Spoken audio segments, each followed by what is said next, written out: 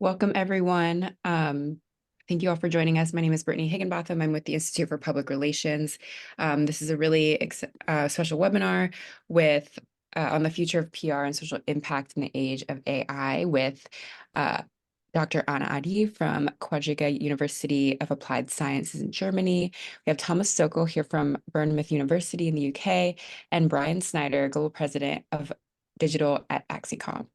Thank you to our speakers for being here on this Friday, and I think this is a great way to end the week, and I hope you all agree. A few housekeeping notes before I hand it over. This is being recorded, and it will be available for playback on our website and YouTube channel it'll be on Monday since it's the weekend. We'll send that recording out as well as any resources that we share during this webinar. We'll also, if you have any questions, there's going to be a Q&A portion, and just feel free to insert those questions in the Q&A or chat comments. We love to just hear your thoughts as well throughout the conversation. In the beginning of the webinar, Thomas and Anna will present the findings from the research, and then we'll transition into a Q&A with Brian on his perspective, integrating sort of the evolution and the integration of AI that we've been all going through very recently into that study, and just sort of how that applies to the findings and the future of PR. And with that, if you have any tech issues, just message me and I will assist. And with that, I'll hand it over to Anna and Thomas. All righty. Well, thanks everyone for joining us today. Berlin is bracing itself for its normal weekend. And not only that, there's supposed to be Easter coming up. So I think half of the city will just flee. So if you want to come to Berlin, this is the right time. That means you're not going to queue with anybody, and you're going to have all the space you want. Leaving that little bit of advertising aside, I'm incredibly happy to have an opportunity to share with you and Thomas the results of a study that we have we've been part of. It's easy to say that we've run it, but we haven't. We've been part of a magnificent team of academics and practitioners who put together this Delphi method study. So a Delphi method study, as you'll see, is about identifying whether there can be any consensus reached within an expert group. And we wanted to look at the future of public relations and social impact. So we'll look at the study, and then, of course, the reason why we want to talk about the impact in the age of AI is because we've missed. It was unplanned. We missed by just a little the launch of ChatGPT. So by the time we started collecting our data, and that was November 2022, beginning of November 2022. ChatGPT was launched towards the end of that month, so it wasn't on the radar of none of us in all the parts of the world that it would bloom and balloon and explode in the way it did. So ChatGPT, and then dragging with it the entire view on generative AI and the industry. So the reason why we're having this conversation is to make you obviously aware. So thank you for coming to know what we've been dealing with in the study, but also it's an open invitation. So if you do want to run the study of your own, if you have any different ideas on how this could be expanded, discussed, challenged, then by all means do so. So as I said, I've copied the link into our chat. You can find it in there. And in the chat, I've copied the English link, so the English version of the report. But if you do read Spanish, then we do have a Spanish version as well. And so let me go a little bit into why we've done this very, very quickly, so that we have more time for conversation. But bear with me, I do have a few slides. So we wanted to explore a little bit more. We had questions a bit more about the role of public relations communications in a evolving context, cultural context. And this started from the observation. So as I said, we were 30 plus researchers and practitioners in the group. We started with conversations about the changing roles and expectations of public relations and comms, but we sort of realized that although we might use the same terms, so there's a preference for strategic communications in the US and South Africa, there's a preference for organizational communications in Latin America, we use all of us public relations, we don't quite mean the same things. So we wanted to try to go beyond these cultural assumptions that we had to see what exactly does practice look like? How does it come? How is it, you know, in the field? So in that sense as well, we went back to the literature, and we wanted to we talk about social impact and social value, about social purpose, as if they're synonymous. I don't know if you remember, but a few years ago, there was a great deal in talking about purpose-driven organizations. You know, if you're affiliated with IPR, IPR has a measurement commission. We often talk about PR's need to demonstrate its value and its worth. And if you look at any measurement frameworks, they're going to talk about impact. So we wanted to see, well, what do we mean by all these things? Where do they come from? Why do we think they're similar? We also wanted to see, you know, how do we go about the job? How do we plan and execute? But as well, how do we make it better? And in this sense, this is where a Delphi method comes in its place, because the Delphi method is very good for forecasting. And so in terms of research, in order to be able to forecast, what I have learned, and several colleagues as well in the group who've run Delphi method studies have learned, is that one of the better ways to do it, to help people imagine a future, is to start from the present. So what is it? What are your pet peeves? What are your problems? What is it that annoys you dearly? What is it that comes back to you as an issue? And so how would you want it to be different in the future? And then obviously through that negotiation of the future, desired future, and the current practice, then we can ask questions about how do we get there? How is it realistic to get there? What is possible to get there? And then we can also, of course, think of sort of blue sky solutions. So if everything, all the stars aligned, then this is what we could do.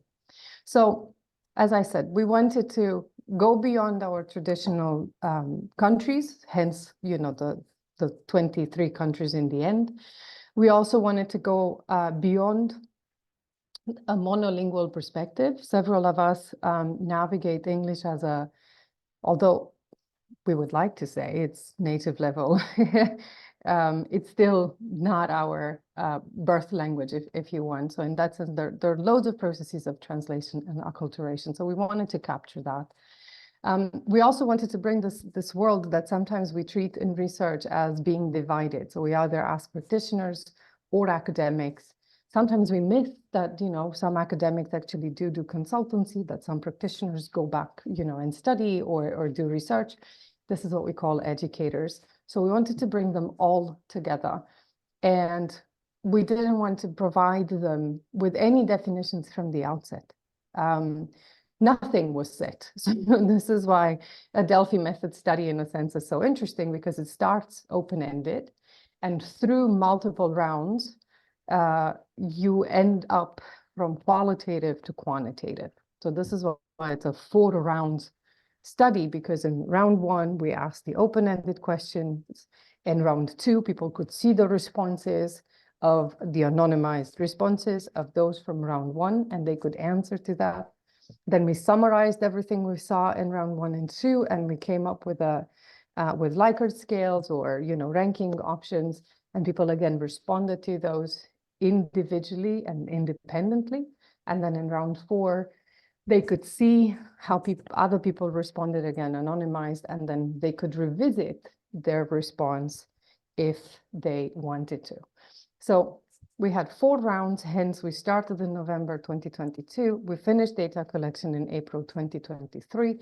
We've done this in 23 countries, 3 languages. We've started with 613 participants. We kept 313. So we lost 300 in the process. Still, overall, this is probably one of the biggest Delphi method studies that there is.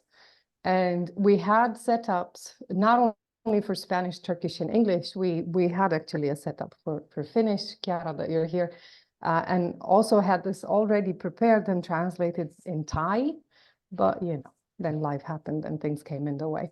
We've explored 3 major themes. Today, we're going to discuss only about one, which is social value and social impact. And that we've done, so as social value and social impact, we've done it in two ways. One, we've asked people to define the concepts. What do they understand through these concepts? And then we've asked them, how do they apply for public relations practice? Now, for Thomas and I, PR comms is what probably you would call strategic communications. To us, is this organized, persuasive communication that has budgets, knowledge, and resources allocated with an intention, a clear intention to persuade on behalf of someone. So I know it's a very fancy, very fancy definition. So we've clarified the process. Now you know why we have such a long arrow, round 1, 2, 3, and 4. And so, but before we could even go to this idea of value and impact, we had to take a step back and acknowledge that traditional models of public relations that emphasize two-way symmetry as being ideal, that emphasize on dialogue as being ideal, and that suggest that seeking mutually beneficial relationships is what would be ethical, has turned out to be rather problematic. And we had this through previous research. We had this also from, all sorts of anecdotal evidence. And so we then we started differently. We said, let's assume that when you work in PR comms, you don't work with one stakeholder at a time. Yeah, the idea of this two-way relationship, but rather that you work with multiple stakeholders at a time. So in network, right? So how do you navigate? How do you choose as a communicator whose side you're going to take? So this is where this question of dealing with conflicting stakeholders and demands, right? Stakeholders have their needs and demands. You have your own. How do we get there? And so in our English sample, as you see currently, people said that they focus on preserving the organization's image and reputation. However, for the future, recognizing the complexity of these relationships, they would appreciate having procedures to deliberative processes. So how do we decide? Let's have a procedures. I think the Germans, as an anecdote, would be very happy because culturally the Germans would have a process first and then think of the outcome, but that's a different thing. However, this idea of still identifying mutually beneficial outcomes for stakeholders, so mutuality remains, yet you see that there's a small change in focus from relationships to outcomes that are beneficial. We can discuss about that. These are the results. Speaking about definitions of social value and social impact, we started differently. You see that we put value first and impact after. They're quite related to one another. It's just that we put value first because in our understanding of the data, people indicate that value is a perception, is a judgment. Yeah, it's something that therefore sits like reputation would with your stakeholders. Yeah, so it's external, therefore, to the organizations, and to a degree, therefore, cannot be managed. This is what we've understood, and this is what our data shows. So social value is what society considers, perceives, and attributes as valuable from the actions of an organization or profession, whereas social impact has to do with actions and interventions that lead to sustainable, if you want, change the status quo in a lasting way. So sustainable change. What does that mean? I wonder, Thomas, is there anything that you'd like to add at this point? Have I missed anything? There's nothing I could possibly add to your fluent, wonderful presentation. So we're going from a Romanian in Berlin to a German in London, just to illustrate how international this whole thing is. Yes. I think a really important point for me, and this also came out of long discussions between me and Anna. We published together, researched together, and it's quite a fruitful engagement, is this idea of seeing the world from an organization-centric viewpoint, which is more the classic PR model, if you want. Even when it comes to stakeholder models, we visualize our stakeholder models with an organization at the center and then all the stakeholders around that. That for us is, that's how the concept of social impact is being developed from the perspective of the organization outward. What impact do we have on the world? And ideally, that is meant to be a good, positive impact according to ethical guidelines and so on. But it always felt to me, certainly, as a slightly one-sided, skewed perspective, if you want. And of course, there is an increasing call for paying more attention to the outward perspective, to do more listening. Jim McNamara has published a lot of fantastic stuff around the listening organization. I think there's a new book out this year. So to bring this listening perspective more into play, I think we need to take more of an outward perspective into the organization as well, and then balance the two against each other. So that's where this, if you want, juxtaposition comes from. Social impact on the one hand, social value on the other. Why is it not the same thing? Now, one is more inside out from the organization to the stakeholder environment. That's how we understand social impact. Social value is how those stakeholders, how society sees things as to what the organization contributes. So that's the baseline, if you want. Yeah. For communicators, I mean, my next slide here basically says that research becomes quite important. Of course, for everybody who has relationships with research, whether academia or through work, then this is fantastic news. Because it reminds, of going back to what Thomas said, this idea that listening organization as well requires research. The new commitment to measurement, which means monitoring, measurement, and evaluation. There's a new commitment to research. So to us, this is a reminder of how important research becomes into comms practice. But as Thomas has pointed out, research in this sense needs to capture a multitude of voices. Shannon Bowen, who writes a lot about futurism and AI, one of the things that she was saying in an article she published with Robert Keith in 2020 is that the risk of just pursuing these mutually beneficial relationships is that we replicate monovocal autocracies.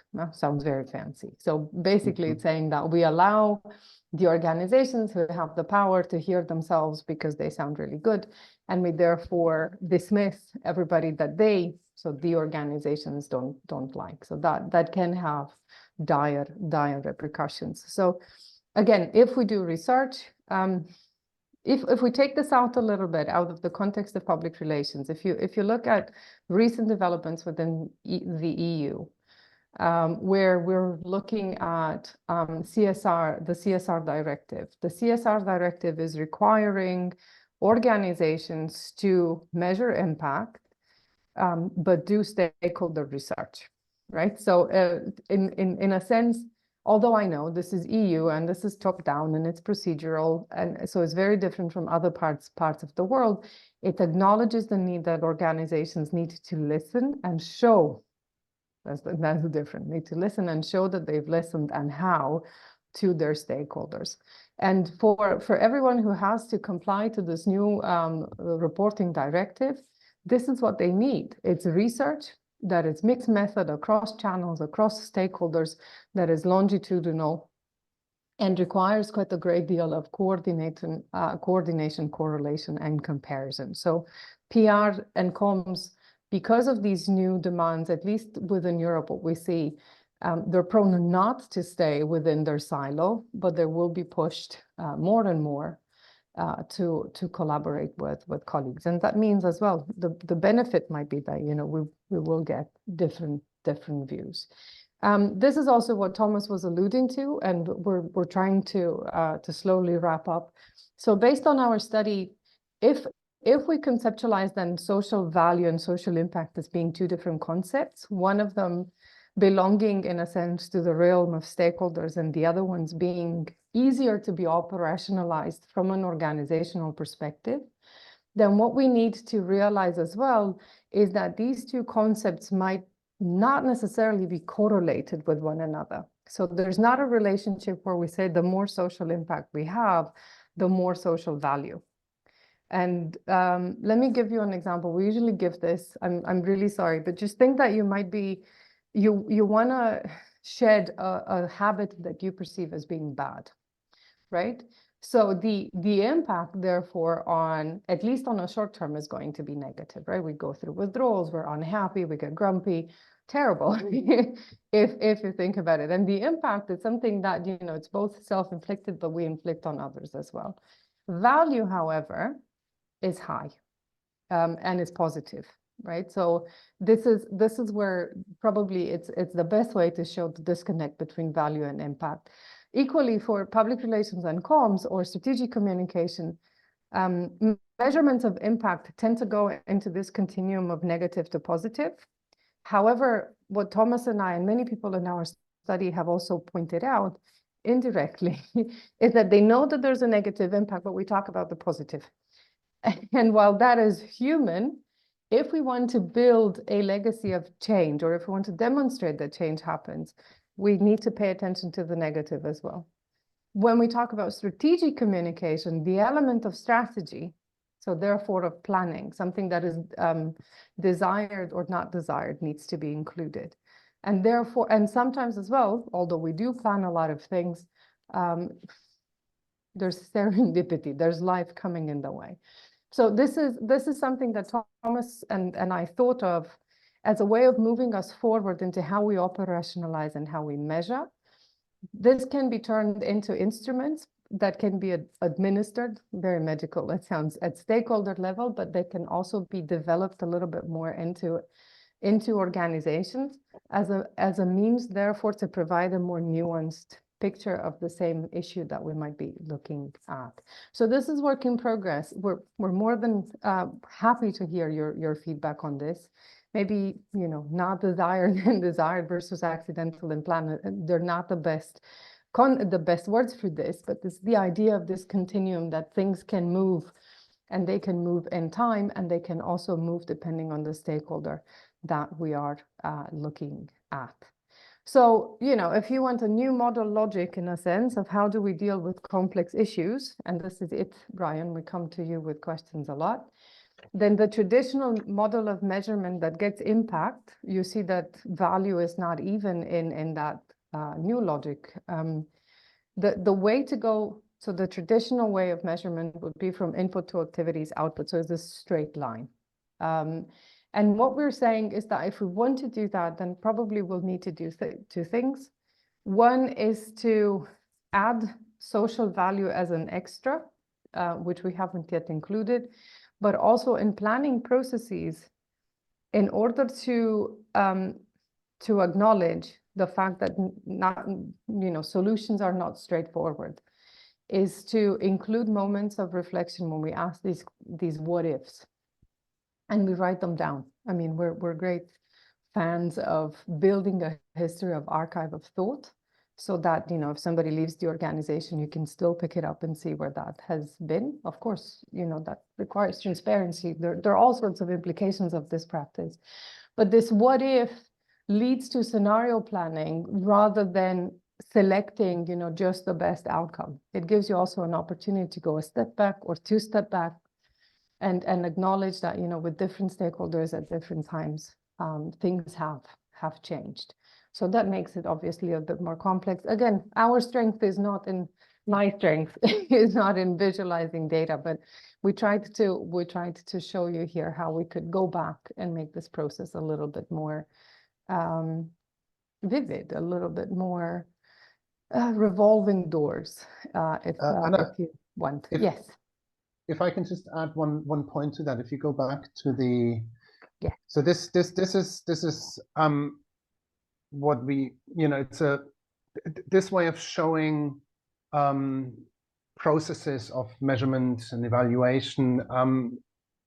They are called logic models because they built on classic management thinking, where you start out with a problem that you're trying to solve. You think through, you know, what are my objectives? Where do I want to get to? Ergo, What resources do I need to get there? And then you go step by step. You follow through those processes, and at each stage you ask,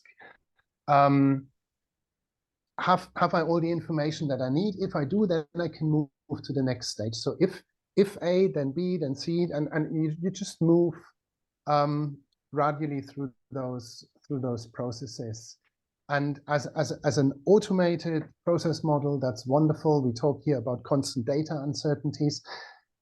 Now, the interesting thing, it's not so much about data uncertainties, it's actually about social uncertainties, because we're still talking about communication, and communication is a human exercise, and this is something we're going to come back to when we talk about the AI perspective on all of this. So constant social uncertainties. Now, to deal with social uncertainties, we can't just have objective, if you want, logic models that say if then and everything can be planned perfectly. We all know this from our being in the world, if you want. But then when we become when we put on our professional hats on, then all of a sudden we pretend that we can control everything and we can follow through with those models. Now, that's why we moved from if then between all those relationships, from inputs to activities to outputs to what if, because we build uncertainty into all of this, and we're saying we can't know everything. Yes, we're planning. Yes, we have as much data as possible, but there will always, something unexpected can always happen, and we need to reflect on that constantly. It's just a very different way of approaching planning. And in this case, this is probably where Thomas and I, but Brian will be really, really curious to see what you think. But this is where AI, chatbots, generative AI can help in trying to build these scenarios and trying to navigate, the what if, right?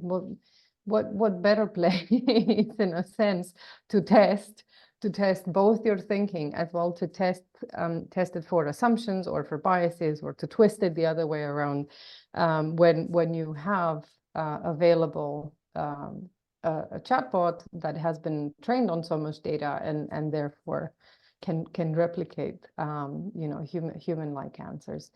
I had one final slide. This is our link to education, but as I said, what we want to chat with you is, how do we go from here? And so, of course, we have a lot of conversations that can be opened. Of course, we need more research. This is why we have Brian here as well to talk a little bit more about generative AI.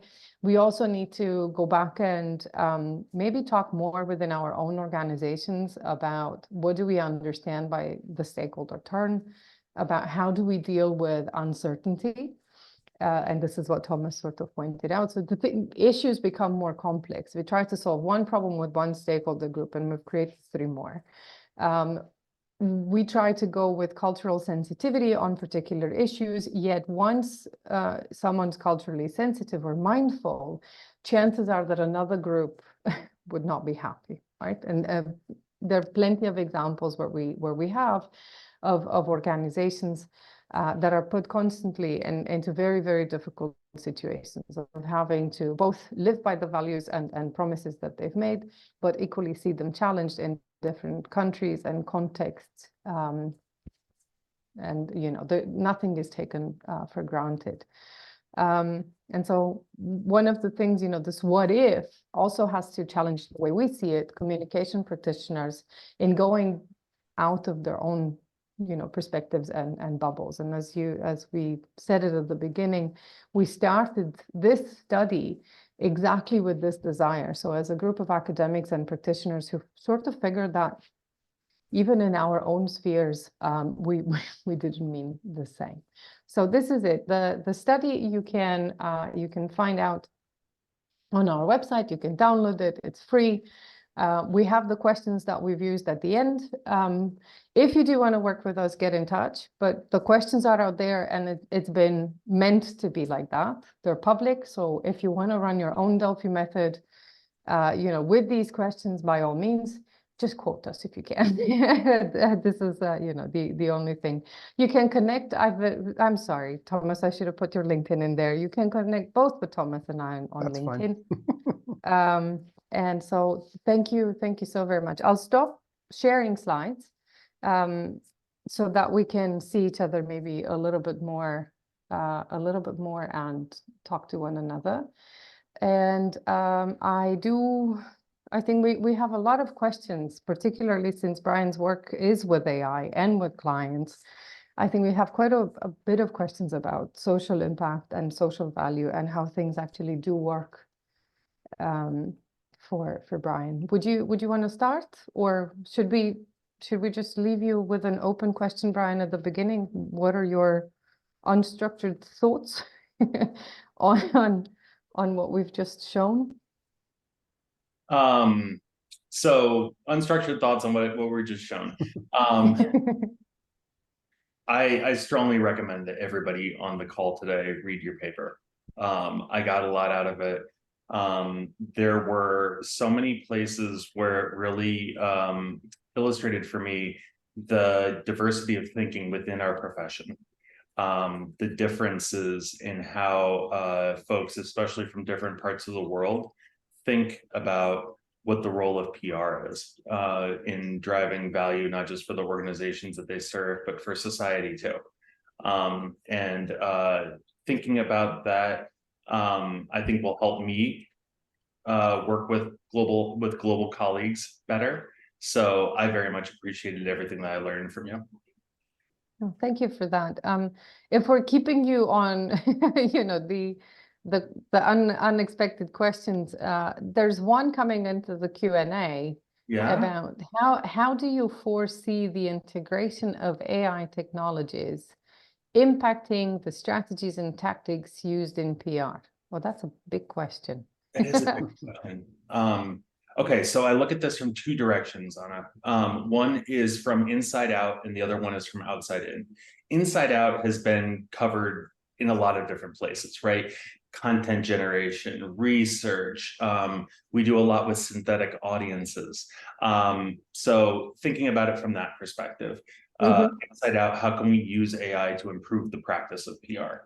The other side, and I don't think a lot of people have been talking about this enough yet, I don't think, but the outside in perspective of what happens when we have AI embedded into not just chatbots, but into our phones, into our homes through a next generation Amazon Alexa, into our cars, on our faces with an Apple Vision Pro and spatial computing.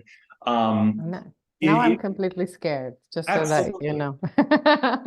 So if I think about it, if AI becomes the interface through which most people choose to consume news and information, how does that change what we do as PR practitioners? Do we need to be as concerned with how we influence what goes into LLMs, what LLMs say about our clients? Does this need to become the primary focus of what we do beyond just you know, our normal discourse in earned media, social media, owned media, thought leadership, those things? So I think that there's a huge opportunity here, and that's some of the work that gets me most excited about going to work in the morning, is thinking about what does the future hold for PR, not from what AI can do for us, but for how we need to adapt to a world where our target audiences are using AI. Wow. So I think that there are so many different and overlapping perspectives on the challenges and opportunities of AI for PR, and we are considering organizations' role in and for society, and we're considering PR's role in and for organizations, in and for society, and we've been doing that, you know, pre-ChatGPT, and that was the whole idea about doing this study. You know, it came out of a, if you want, like a post-pandemic mindset of, you know, has the world really changed fundamentally? Do we now live in a perma-crisis world where crisis communication becomes the standard for PR, and it's not just one one clearly defined pillar. And now we have to add ChatGPT and all its other iterations into the discourse. Now, one of the points that I find most fascinating about this is, and I hope you can help us shed some light on this, is those LLMs are effective. So LLM stands for large language model, and it's basically my very lay terms understanding. Somebody takes a big Hoover and just hoovers up everything that's on the internet. It goes into this machine, and it's then available as knowledge for those algorithms to just make sense of whatever they are making sense of. Now, that Hoover hoovers up really clever, really clever stuff, and really crappy stuff as well. Now, if we then layer generative AI on top of LLMs, then new content gets generated based on what that hoovered up in the first place. But there is bad stuff in there. So if you then automatically generate new stuff out of partly bad stuff, you generate more bad stuff that goes back into the bloodstream. Now, what is your take on the role of a PR function in managing that problem, in a sense? Because that is, I believe, something that needs to be done before we talk about new content generation, right? Yeah, I mean, the very first thing that I thought of when ChatGPT was released and put this awesome power of generation in the hands of anyone was for the potential for what I call a cavalcade of bullshit. So imagine astroturfing at giant scale, misinformation, disinformation at giant scale. So if you're a PR practitioner and you're thinking about how is the brand that I represent showing up in these LLMs, it comes down to a few things. First is the bread and butter of our profession, earned media relations. So getting your client into top tier publications that are highly authoritative and highly impactful for LLMs to hoover up. That's the first one. The second one is Wikipedia. Wikipedia almost always shows up in citations by LLMs for what they're looking at. So I could foresee a renaissance, if you will, of corporate engagement in Wikipedia through ethical means, of course, participating in Wikipedia via the talk pages versus making direct edits and the like. Owned media, reinventing the corporate newsroom, blogs, making sure that you're putting out as much factual information as possible to be hoovered up by these. And then social media. Y'all might have seen the news that Reddit is being paid $60 million a year by Google to license their content for AI training. So if you're participating in, if you've got real human beings participating in Reddit, bringing expertise forward, authenticity forward, you can have that picked up as well. So there are even some companies, some startups I'm talking with that are thinking about how to use prompt injection to influence LLMs on behalf of companies, which I think is a really exciting and interesting kind of frontier of where this technology is going to go. But I could see a time in the very near future, Thomas, where we've got, if you're a brand manager, you've got your Signal AIs of the world looking at your earned media. You've got your Sprouts or Brand Watches looking at your social media. And then you've got some other tool that's monitoring and thinking about how do you show up in LLMs, both direct responses from LLMs about your brand, but also topics for which the LLM is going to pull in your brand. So that for me, and then I'll give it back to you, Anna. You probably also picked up some questions from the wider audience. Now, I am deeply fascinated by all of this. On day one, I started using ChatGPT, and I was so unbelievably skeptical because I have, when it comes to that sort of stuff, very, very strong bullshit detectors. They're not always really good at detecting, but they're quite, they're constantly on. And I was just blown away by ChatGPT. And then I very quickly realized that it generates a lot of bad stuff as well, that it's the whole hallucination problem. I operate a lot in the academic sphere, and it is highly dangerous to use ChatGPT in that context, because you can ask it to give you an academic text with references, and it will give you references that look like APA 6 or 7, the perfect referencing standard. Just the content of those references is non-existent. They're just made up because ChatGPT can. That is very problematic, of course. And so by now I've moved from ChatGPT to Perplexity AI, because I think that has become a lot more reliable and is a really brilliant tool. But they're all automated tools. They're all algorithm driven, and I keep coming back to this point that PR is about human relations and human beings and how human beings tick.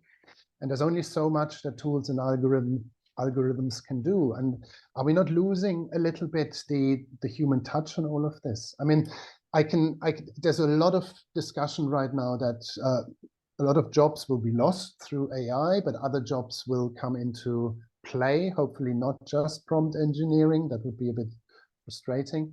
But there'll be more opportunity, and time will be freed up for strategy and so on.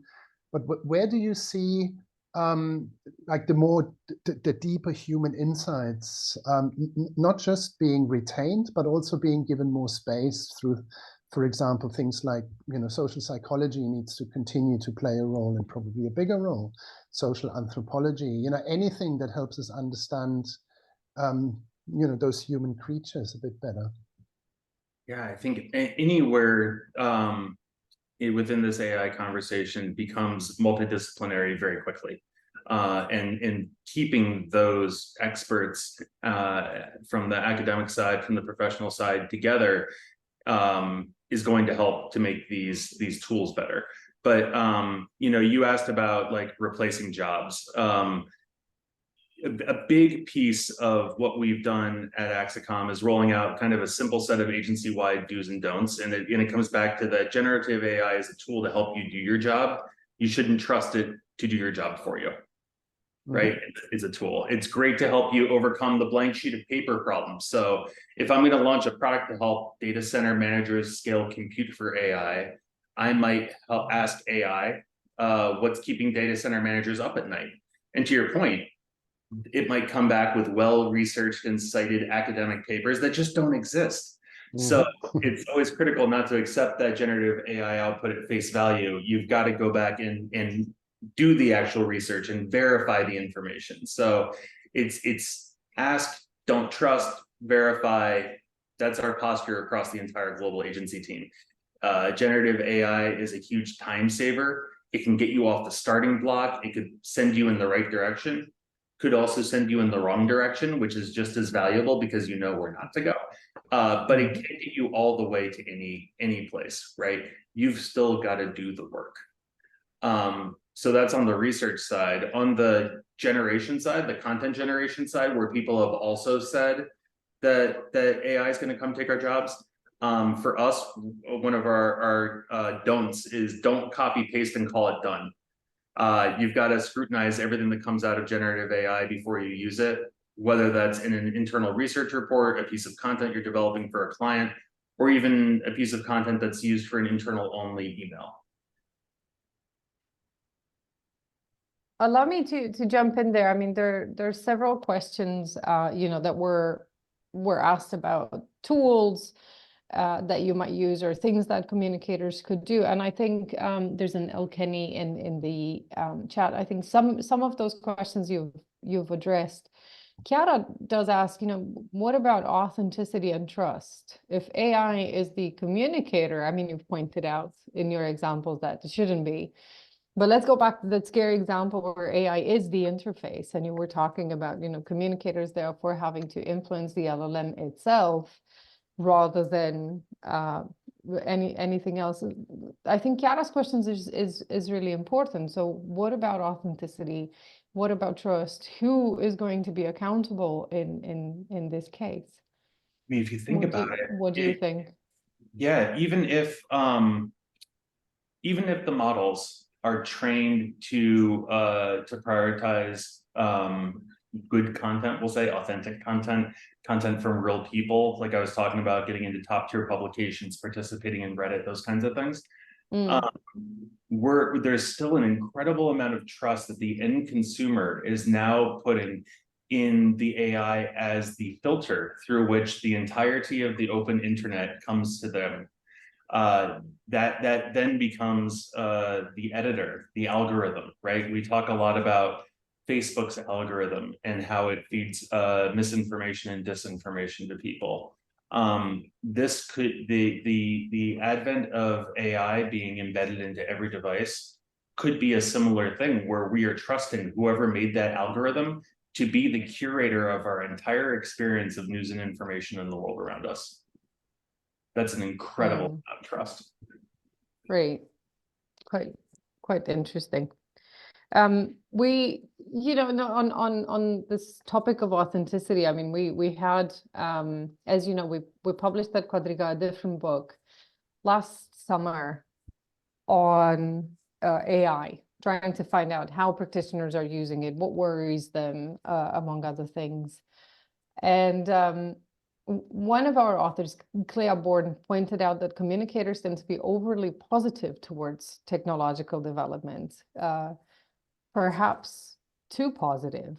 I mean, there's an argument there that she's made that potentially we might be falling in the trap that our own colleagues are setting up for us. Because she says that for any technology so she sees it from an economic perspective, and I think her argument is that in order for any technology to be scaled up, they need multiple rounds of investments. To go from the first to the second investment, you need to create hype. And one of the best ways to create hype is to create, a sentiment of anxiety, right? So FOMO-driven campaigns, fear of missing out. You work at this intersection. You have clients in the technology sector.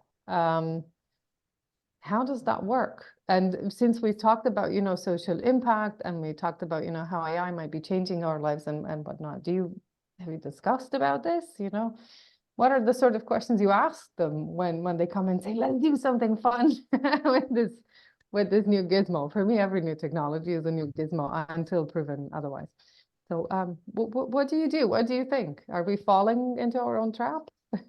First of all, I really enjoyed Bourne's paper, the AI Hype Public Relations AI Doomsday Machine. I strongly encourage everybody on the call to not just read your paper, but read the entire book that you edited, the AI IPR book. And I dropped a link. I think I dropped a link to it, but if not, maybe Brittany or somebody can.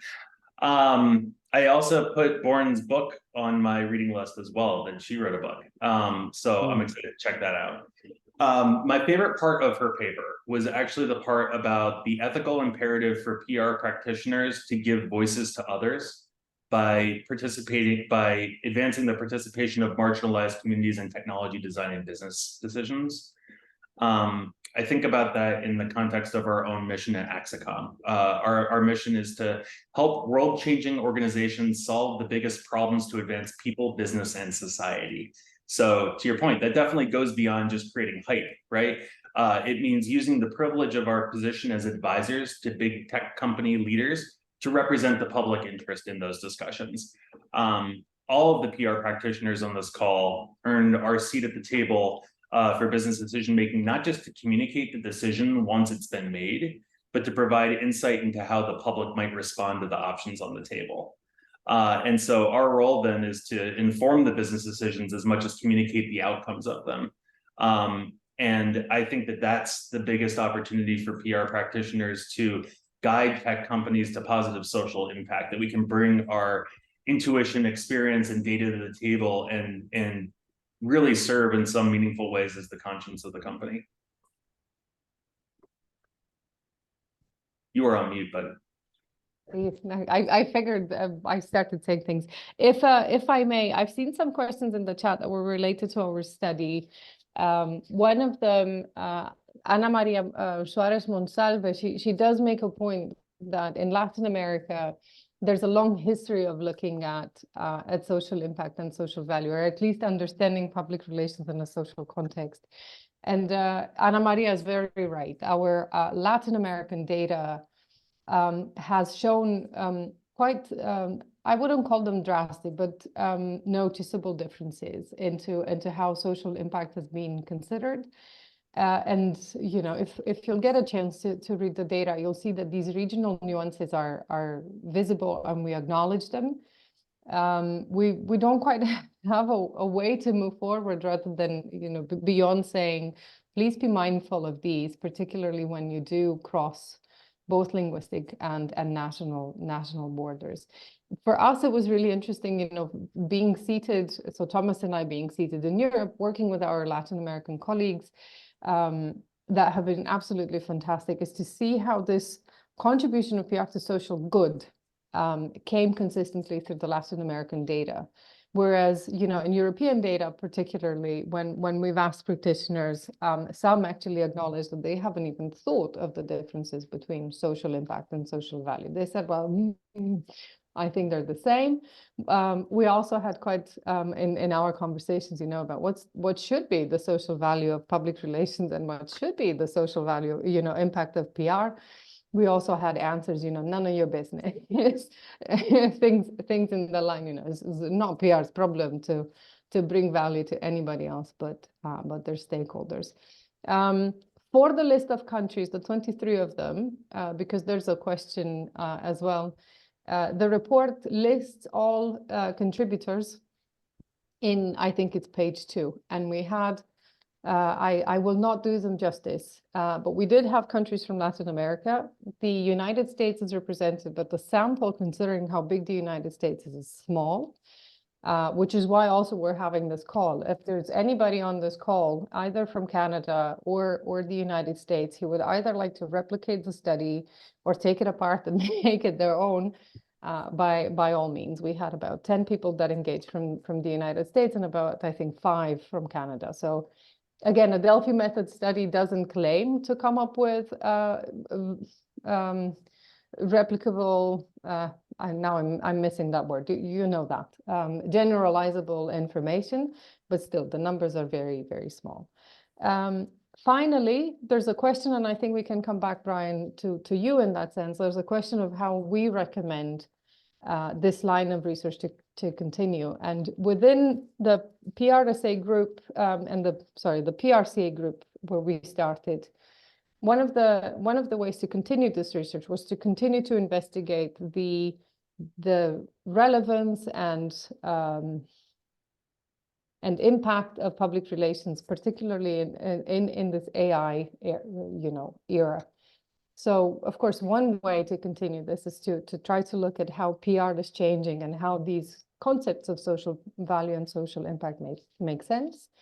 The other, and this is where Thomas and I are working on, is trying to actually bring, but the framework, we have troubles with frameworks, right? Because they're modernistic. They tend to put people and things into boxes, and we want to break boxes. But we will try to find, we're trying to find ways in which social value and social impact as measurement for communication practitioners with the stakeholder orientation can be made maybe more palatable. I think that's the word. So if anybody has ideas on how we can bring various measurement recommendations towards that, by all means. So that doesn't have to be just media. Of course, we look at, perceptions, we look at values, we look at all sorts of other things.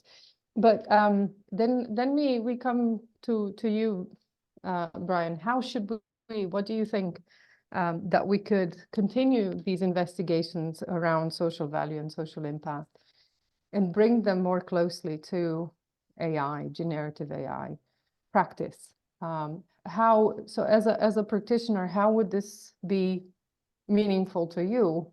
How would this be useful to you beyond presenting you with a bunch of terms that you might or not might like? So what is it that you see as a potential in this moving forward?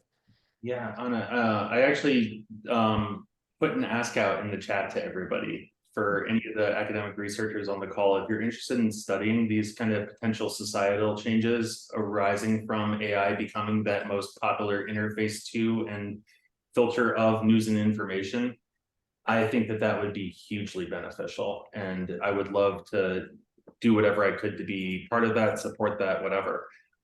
Because I do think that there are huge implications for the practice of public relations in such a world. You were talking about how to measure using AI to measure social impact and social value. I don't know about anybody else on this call, but I've been tinkering with building AI systems myself. And this sounds daunting, but it's easier than you think. I encourage everybody on the call, check out 2 pieces of software. One's called LM Studio and the other one's called Anything LLM. You download those 2 pieces of software and you're off to the races. You can download whatever of the big models you want to use, like Mistral or Google's Gemma or Meta's Llama, and you can augment it with your own files. And that's where I think it gets really powerful, right? You can use your own academic data sets, your papers, your books, your research, and the LLM will actually pull those in and consult them when doing your answers. So I see communicators building powerful AI systems that really combine what's in those general and purpose-built large language models with their own proprietary data. And then you can model out various potential outcomes of business decisions, whether it's improving a company's profitability as the goal, or customer satisfaction, or its social impact and social value, because AI is neither inherently good or evil, it's just a tool. And it's how you align that tool with your goals that will help you get to where you're going. So it's a tool that aids decision-making. I see communicators using it to help companies really maximize positive social impact and social value in line with that kind of overall role as a brand conscience.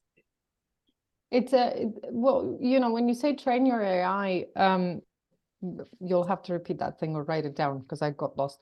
The interesting thing though is that there have been, wasn't it that Bloomberg worked with OpenAI trying to train it on, thanks so very much for doing that, trying to train it on its financial data, and in the end the open models of GPT-4 scored better on whatever prompts they gave it. So there's we're still having conversations of whether these models, these LLMs that have been trained on open data, and yes, we have privacy issues discussing their going forward copyright and whatnot, but they seem to still, on average tasks, they seem to perform better than what we might be building on our own.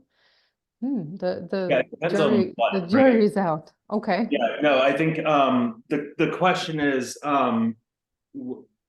if you can train a model locally on your own data, proprietary data that's not available on the open internet, then of course your local model is going to outperform the generalized model because you're the only one that has access to the data. The generalized, the publicly available models, ChatGPT or GPT-4 has like 1.76 trillion parameters. The local model that I'm running on my machine has 7 billion parameters. So it's way smaller. So of course it's not going to be nearly as intelligent as the GPT model. But if I can combine that 7 billion parameter general model running locally with my local data and put those things together, I can get answers out of it that I literally can't get from a generalized model because the generalized model doesn't know about my proprietary data. And that's what I think is so exciting for companies. Okay, that's fair. We have Chaim Haas from Bloomberg Homes. Wow. Wonderful to see. I stand corrected. Bloomberg GPT is trained on their own data, and they haven't worked with OpenAI. And I think it is important to be stated. Thanks for sharing that paper. I think we've all got a very, very, very long list of readings after this. We have 1 more minute. I know Brittany is already looming menacingly that we need to bid our goodbyes. Brittany might be the least menacing person on the face of the earth. She brings the omen of the end of a good conversation. No, but just allow me to say for those whose questions we haven't managed to answer, and I know there are a few, please do not be strangers, get in touch. As you see, we're all chatty people and more than happy to continue these conversations. Well, Virginia, if over I to can, you.